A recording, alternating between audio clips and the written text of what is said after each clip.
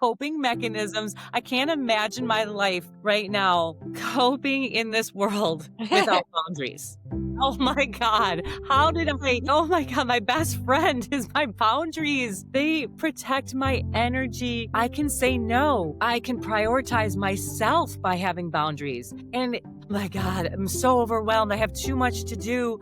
I can't say no. Oh my God. I'm not going to be overwhelmed. I can say no because I have boundaries. Yes. I mean, I'm not stressed. Oh my God, I don't really want to go to that person's house. Whatever it is, I have boundaries. I don't have to go over there. I can say no. I prioritize myself first. Boundaries for a coping mechanism to thrive. Good morning, guys. We are your hosts, Lori And Shenisse, certified spiritual life coaches, we're so glad you're here. Welcome to Coaching Sessions, a series here on Branching In where we coach you through various life challenges. Yeah, and we would just love it if you would just take a moment to like and subscribe. It means so much to us to have your support as we continue to spread more self-awareness. So, Shenisse, in today's episode, coping mechanisms then and now. And we're going to look at the ways we've learned to protect ourselves. Together, we're going to identify which patterns belong to your past self and how you can replace them with strategies that empower your present self. Yes. I love this. So let's start with what exactly is a coping mechanism? So a coping mechanism is essentially a strategy that the mind and body use to handle stress, pain, or uncomfortable emotions. It's not good or bad in itself. It's an adaptation that once helped us survive or get through something difficult. Yes, a coping mechanism is simply the way you've learned to manage discomfort. Some help you heal and grow, while others only numb the pain or push it aside. In essence, coping mechanism equals protective adaptations that can either support or block healing. Yeah, I really, Shanice, had no idea what a coping mechanism was for most of my life. I mean, I've used them, unconsciously, but not consciously aware of what they are. And that makes the world of difference because I believe when you just add this awareness and consciousness into what a coping mechanism is, and that will kind of determine if it's supporting me or blocking my healing. Yeah, so much of coping mechanisms are unconscious. So they're happening under our conscious awareness and building awareness of how you're moving through life. I think that's all a coping mechanism is really how are you moving through life? What are you using to help you handle stress or any sort of discomfort? We normalize everything. So we just move through life, kind of just focus on what's the next thing I have to get done. Who am I picking up later? What's for dinner? Chores. There's just so much that we are unaware that we're doing. And so, really building that awareness, it just helps you understand what you're doing. And if you don't like the coping mechanisms that you're using, you can choose more empowering ones. Yeah.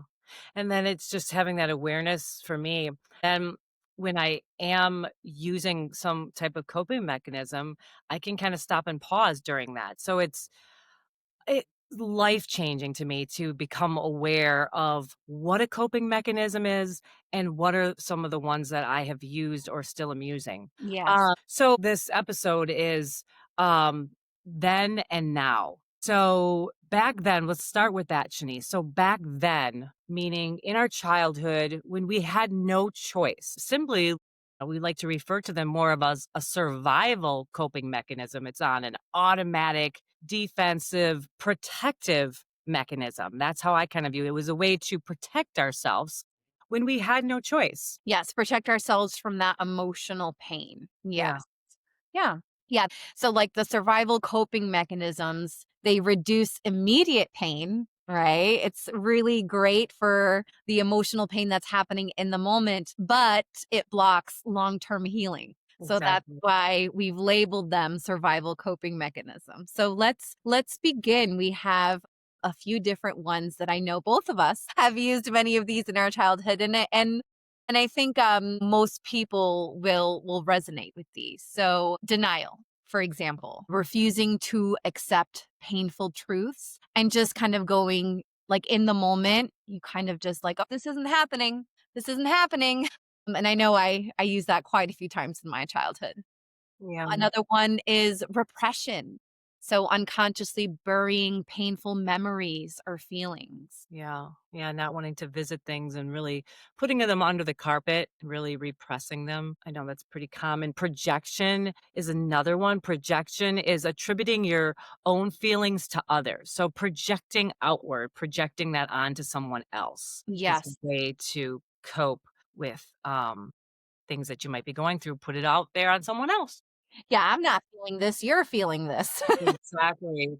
Another one, Shanice, is rationalization, justifying painful experiences with logic to avoid feeling them. That is a big one that I have used. Oh my gosh, rationalizing and justifying this pain just so I didn't have to feel it. That Yeah.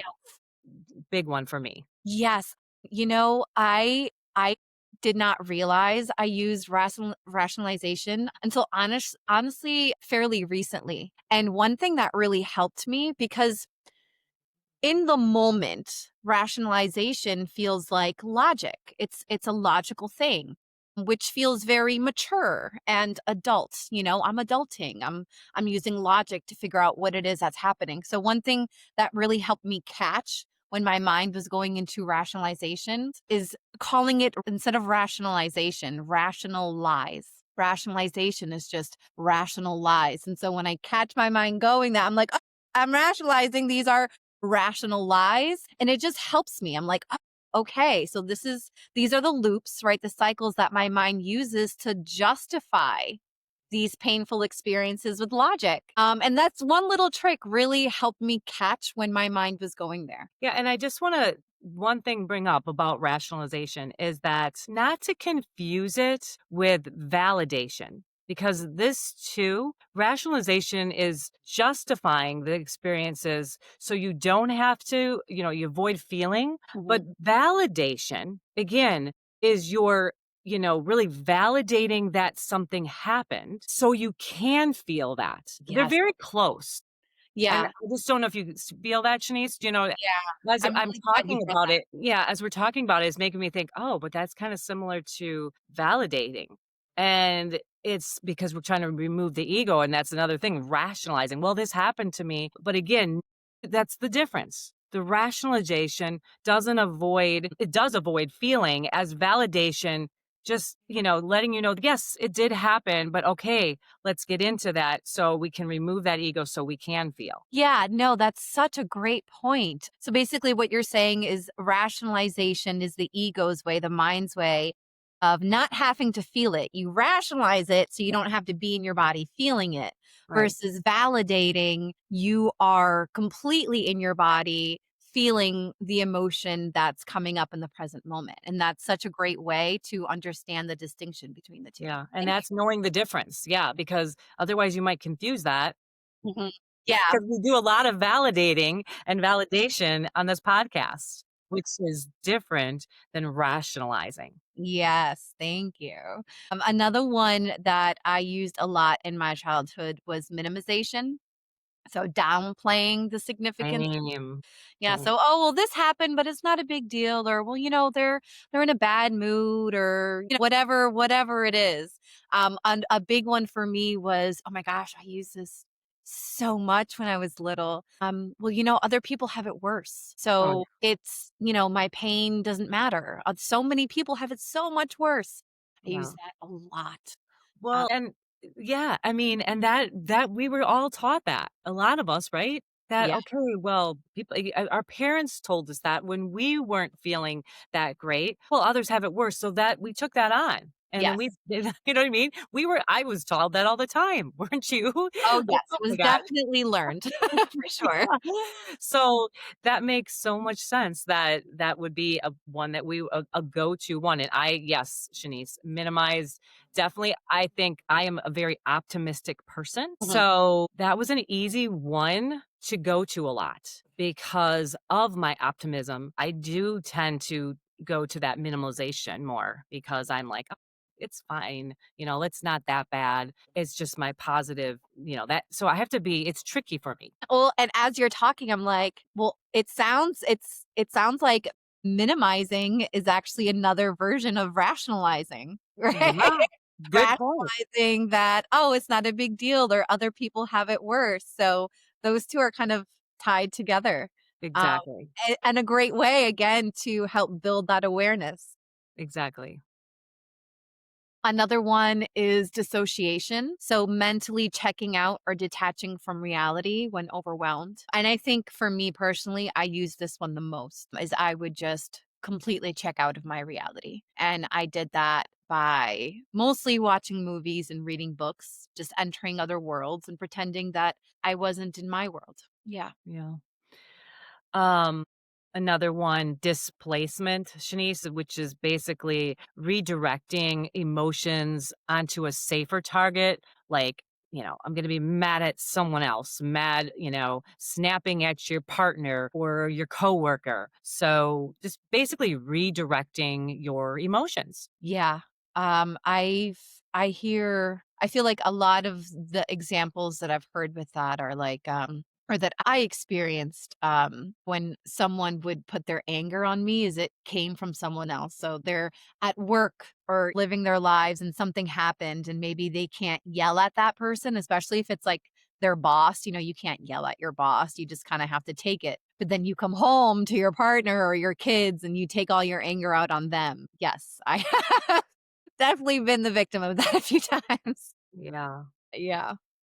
Yep. Another one is regression. So reverting to childlike behaviors under stress, pouting, slamming doors, needing rescue. And that one I actually witnessed. I believe I told you this story not so long ago. I witnessed that in my grandmother. One day, we went to go visit her and my mom told us she's not really acting like herself. She's acting more like a little child. She's talking like a little child. And when I went to go see her, she was. And it was the strangest thing. I'd never seen that before. An adult, speaking like a child. It was very interesting. But yeah, that was the first time I had ever seen regression in real time. Yeah. And then one more, intellectualization, my tough word to say.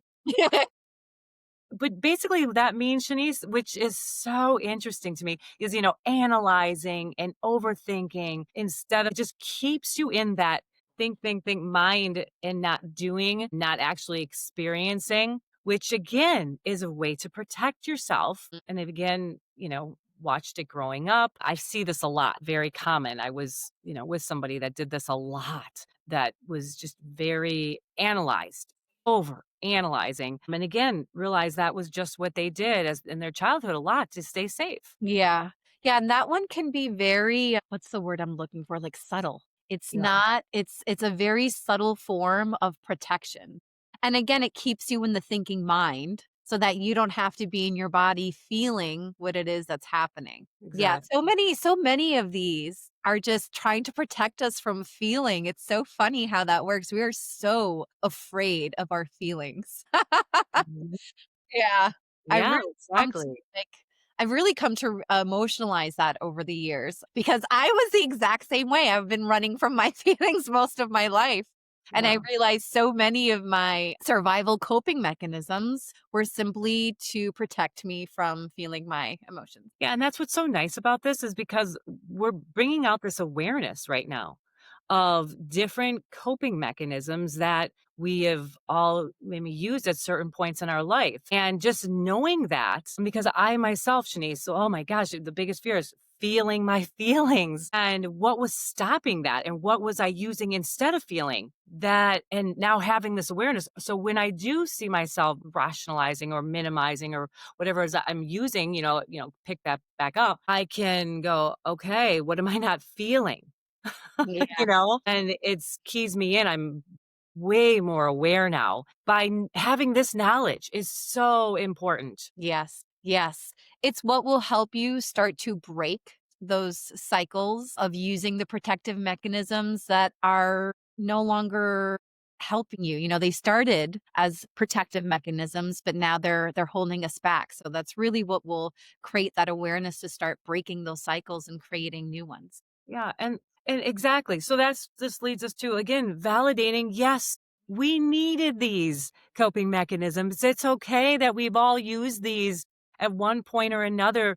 We needed them. They Yeah. were coping mechanisms we created as kids. They were brilliant and or we were taught or we learned them, Mhm. whether we created, someone else created, we adapted to them.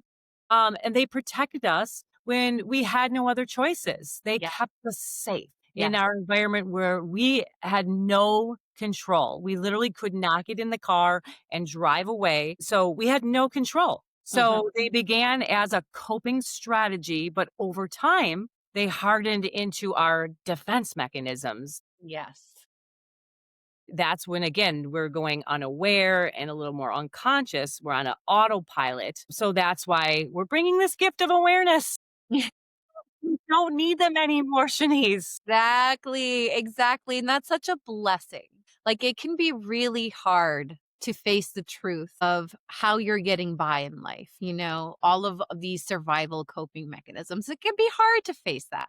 But the blessing is in facing that, in going into that discomfort, is realizing you really don't need them anymore, and that's wonderful. And so then why don't we need them anymore, Lori?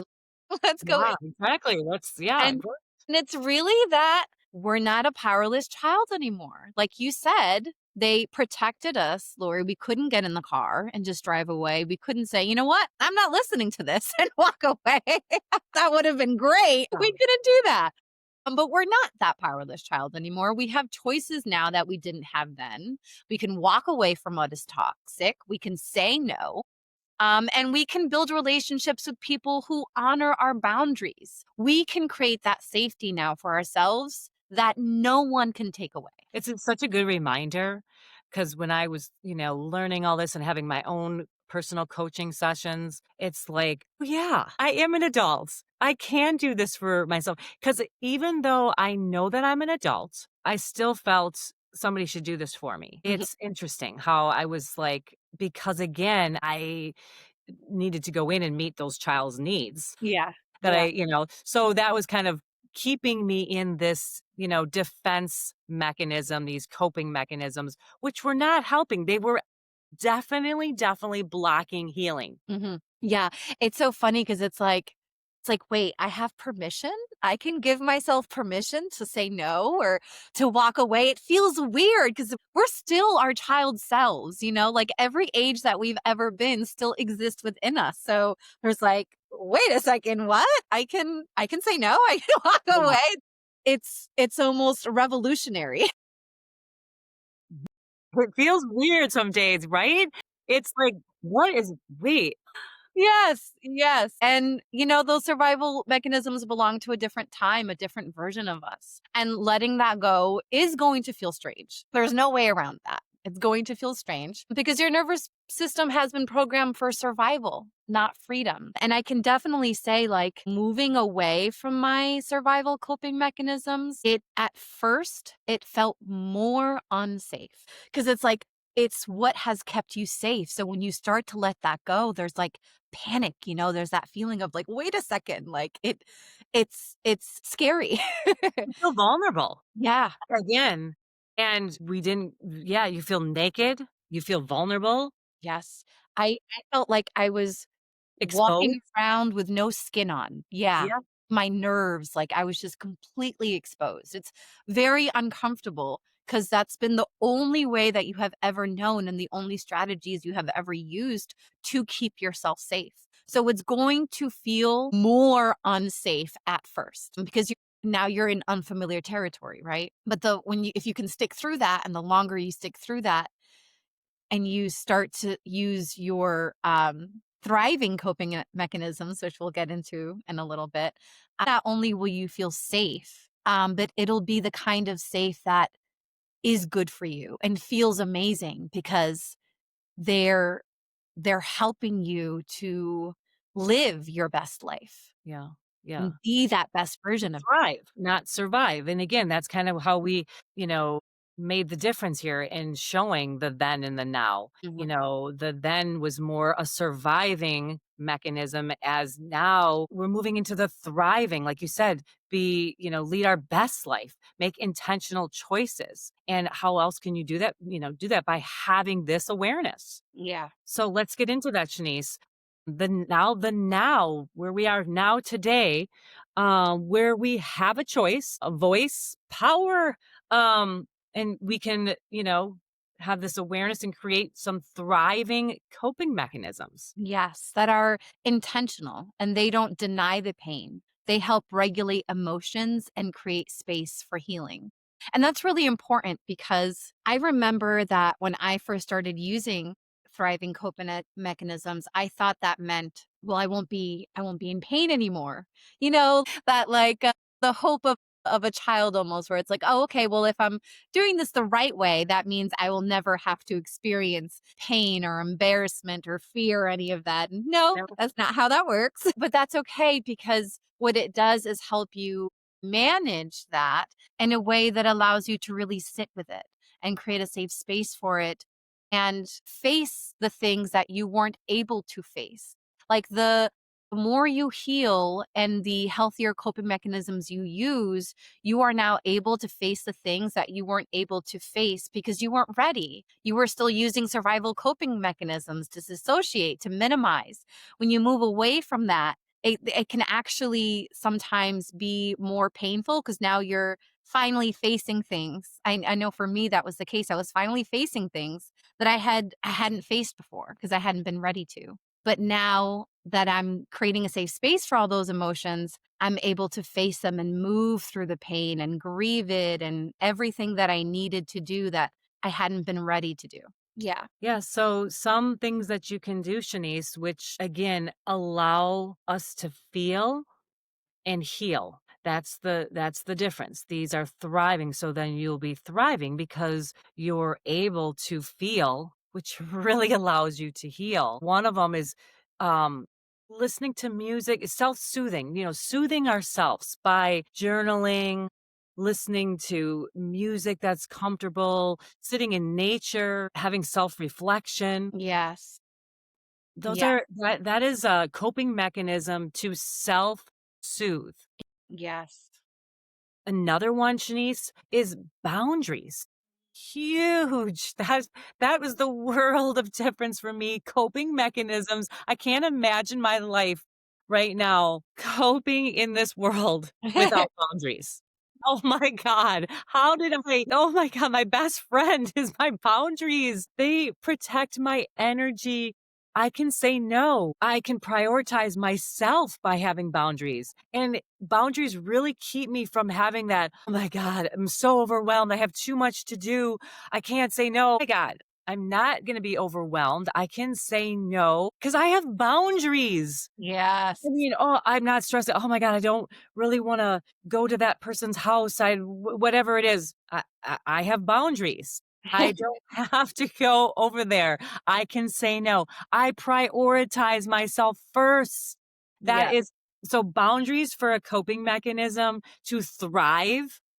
Oh, It's huge. It's huge. it's so huge. Yeah. We've had many conversations, and boundaries has changed both of our lives profoundly. Yes. I feel like that's maybe I don't wanna say the biggest one, but I feel like it's One, definitely it's on the top of the list for that. me, and but Yes. what we mentioned earlier, it's going to feel scary and uncomfortable, and because it's new and you have to get comfortable prioritizing yourself and being able to disappoint another to be good for yourself. So, it's a process, but I'm in such a good, like, I am embracing this coping mechanism. Yeah. Yes, same. It's hard. Like I had to set a boundary not too long ago and it was so uncomfortable and it was so hard because it goes so against the conditioning and programming that I was raised in. But so empowering when you choose yourself because setting a boundary is another opportunity to choose yourself. And when I chose myself, it was like, oh, I felt so amazing, so empowered. It was beautiful. Yeah. It's such a beautiful thing to choose to disappoint another to be true to myself. And you couldn't do that. So the ones we're talking about now, as back then, Mhm. you as a child, you could Yeah. not say no. You could not do these things that we're saying in the now that you're able to. So that's why it feels a little, awkward at first and uncomfortable. But once you start utilizing some of these, it starts just melting away in you and just you Yeah. love it. Yeah, me too, me too. So another thriving coping mechanism is mindfulness and meditation. So slowing down to feel into the body and release tension. And that can be done also through breath work, which really calms the nervous system through slow, intentional breathing as well as grounding practices. So, going outside barefoot and just putting your feet on the grass, even putting your hands on the grass, and just really grounding yourself into the present moment. I love doing that. My dog, his name is Cinnamon. And so I will take him out for walks and I will do it barefoot, like in the grass. And I love it. I try to get as much barefoot time in the grass as I can. And another one is creative expression. So, engaging in drawing, painting and writing can be a therapeutic way to express emotions and process difficult feelings.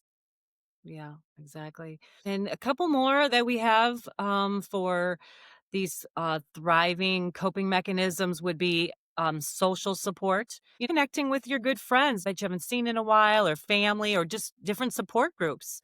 Great way to cope with whatever that you're going through in a positive, healthy manner. And the last one I'm going to talk about, which is for me, a huge coping mechanism that I do regularly is physical activity. Walking, running, dancing. I dance, I walk, I go to the gym, I work out at home, I walk in nature. I have dogs, I'm always out there walking them. So it really relieves so much of that. Again, it's a great coping mechanism for me. Whatever I'm going through, I can just get it out, feel, breathe, get it through me and let it pass through and go.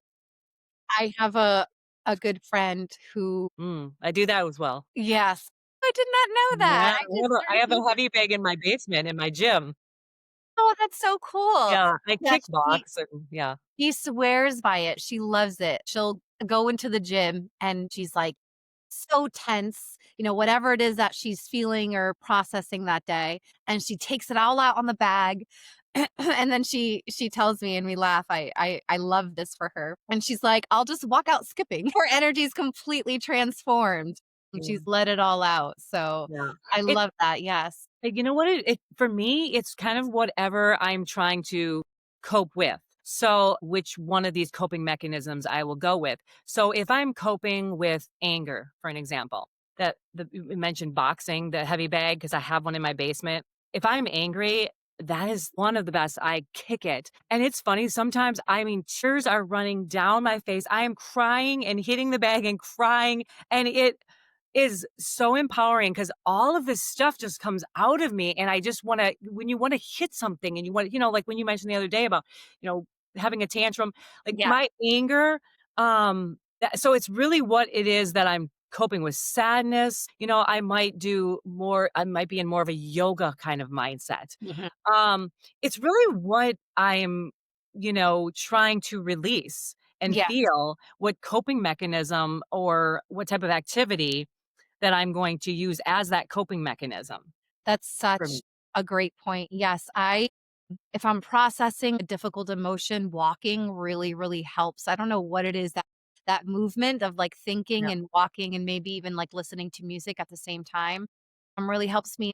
And journaling. Journaling is always my go-to to help me process what it is I'm feeling and really release it. Love journaling. Yeah. So just kind of being aware of what emotions are coming up for you, is kind of what me and Shanice are talking about. And then finding which is the best, thriving coping mechanism that you can utilize to go through that process. Mhm. Makes such Yeah. a oh my god, and such a difference. Holy cow. Yeah. So, don't have to revert back to, dissociating and minimizing and projecting. World of difference. Yes. Yes. And now, Lori, we want to do a coaching exercise for our Mm. listeners that we have both used many, Yes. many times. And it just helps you to become aware of what your survival coping mechanisms are and then transition into thriving coping mechanisms. And for your convenience, we have placed this coaching exercise in the description. So you can come back at any time and really just take your time with it. So please go ahead and take out a journal or piece of paper. And we're going to honor the coping mechanisms that once protected you and then consciously choose the ones that empower you now. Yep. So step one, we're gonna think back to your childhood when you felt hurt, scared, or unseen. And, write down what coping mechanism did you use to protect yourself.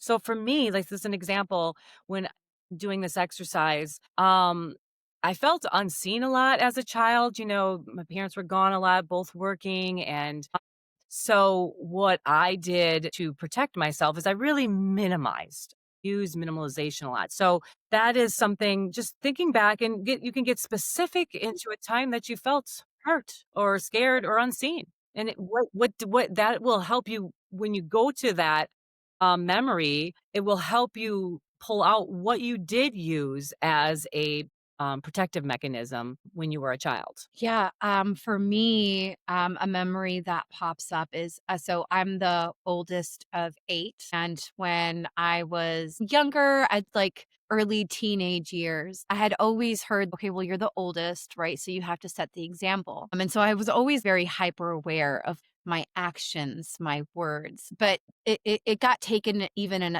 a step further, where when my younger brothers and sisters would do something, I was the one who got reprimanded because, "Oh, you're the oldest." Like, somehow, because I'm the oldest, I'm responsible for their actions even though they're a completely separate person from me. And so then I would get taken aside, like, every time, a lot of the times that my brothers and sisters would do something, I would be the one to get taken aside and have a talking to. And so the way I protected myself is I would just disassociate. I would just go off somewhere in my mind and try desperate to not be where I was because like it felt very unfair that I was the one reprimanded for something that I didn't even do. So that was how I protected myself is I would just go off somewhere in my mind to pretend that I was somewhere else. Okay, yeah. So then step 2, we're gonna look at the list and ask yourself as an empowered adult, what coping mechanism do I wanna use instead? Yeah. So for me, I was saying I used the coping mechanism of minimizing. So instead of minimizing, I'm going to validate, like, yes, this really happened. I really wasn't that seen as a child. My parents were very busy and working all the time. That really happened. And what did I feel? I felt sad. I felt unwanted. I felt not important. Mhm. That's what I'm validating right now. I'm able to and sit with my feeling because I'm not gonna minimize that. I'm gonna validate that really did happen, Yeah. and I'm really going to feel what I feel because of that, that happened. Yes. And so for me, instead of dissociating, I'm going to ground into the present moment. So one thing I realized was all of the dissociating I did made it so I wasn't I wasn't aware. There was no awareness of what was actually happening in front of me, which is really important to be able to validate what I'm feeling. I wasn't in my body because I dissociated. So now I come back into my body, I ground into the present moment and validate what I'm feeling, validate the experience because I'm now in my body to be able to see and Right. feel and hear what's happening around me. So Right. that and it can for me, it was painful because I spent so much of my life dissociating big in my body was a painful thing for me, and it still can be a lot of the times. But it's also been incredibly empowering because I'm now able to move that through my body, release it, because that's what feeling does. We feel to release. And now I'm not stuck there. I've freed so much of my life force energy by being present instead of dissociating. Yeah. And then the last step, step 3, is we're just going to embody this shift. We're going to put a hand on your heart and just say, I honor the ways I survived. Because again, gratitude. Thank you for that coping mechanism, of minimalizing things because that was how I needed to survive. And I chose now to live as my empowered adult self to remind myself I am an adult and I no longer need to just survive. I am free to thrive. Yeah. Big difference between surviving and thriving. Yes, exactly, exactly, and this is what the work leads you to, is you stop being in survival mode, and now you are free to thrive because you have yourself back. All of this work leads you back to yourself, and now I have myself, and now I can thrive with myself. It's Exactly. We're wonderful. no longer blocking the healing Mm. from the then and moving into this now and really embracing this empowerment that we really all have as adults. Yes.